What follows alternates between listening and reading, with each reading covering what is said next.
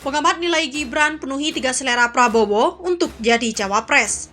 Ya kalau relawan di dalam seluruh tahapan pemilu itu kan dibentuk baik di dalam rangka pemenangan pemilu presiden maupun juga di dalam rangka menyampaikan suatu pesan-pesan politik dari calon presiden.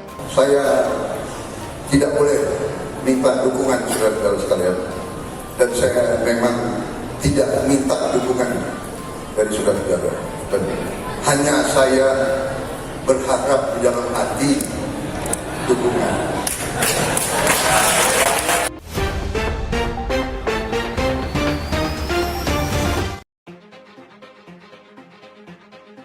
Direktur Eksekutif Vikpol Indonesia Muhammad Anas menilai putra Presiden Joko Widodo, Gibran Rakabuming, memenuhi selera ketum Partai Gerindra Prabowo Subianto untuk diusung sebagai calon wakil presiden di Pilpres 2024. Hal ini dia sampaikan merespon manuver Gibran yang sempat bertemu dengan Prabowo beberapa waktu lalu.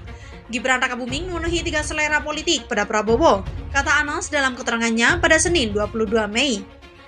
Anas menjelaskan selera Prabowo ketika mengusung tokoh sebagai cawapres di Pilpres berasal dari keluarga atau kerabat presiden, pejabat negara, dan pengusaha. Ia mencontohkan Pilpres 2014, Prabowo menggandeng Hatta Rajasa sebagai cawapres. Hatta lanjutnya merupakan besan dari Presiden RI yang ke-6 Susilo Bambang Yudhoyono, sekaligus kala itu masih menjabat sebagai menteri di kabinet pemerintahan SBY. Sementara pada Pilpres 2019, Prabowo menggandeng Sandiaga Uno sebagai cawapres. Sandiaga merupakan pengusaha dan kala itu sempat menjabat sebagai Wagub DKI Jakarta sebelum mengundurkan diri. Boleh jadi Gibran sedang menimbang menjadi cawapres Prabowo Subianto, kata dia. Anas juga menjelaskan lebih rasional bila Gibran menjadi cawapres Prabowo dibandingkan Ganjar Pranowo dari sisi kalkulasi politik. Bila pasangan ini terjadi, ia menganggap keduanya saling melengkapi dari segi basis geopolitik, mewakili segmen tua muda, dan mampu menjadi ajang rekonsiliasi politik pendukung Jokowi Prabowo. Namun Gibran terganjal syarat konstitusi menjadi cawapres pada Pilpres 2024 karena usianya masih 35 tahun. Pasal 169 huruf I Undang-Undang Nomor 7 Tahun 2017 tentang Pemilu disebutkan bahwa persyaratan menjadi calon presiden dan wakil presiden adalah berusia paling rendah 40 tahun. Sebelumnya, Prabowo sempat bertemu Gibran di Angkringan Omah Semar, Solo pada Jumat 19 Mei malam lalu. Gibran menegaskan pertemuannya dengan Prabowo hal wajar. Sebagai wali kota Solo, ia sudah sewajarnya menjamu tamu-tamu yang berkunjung ke daerahnya, terutama pejabat tinggi negara.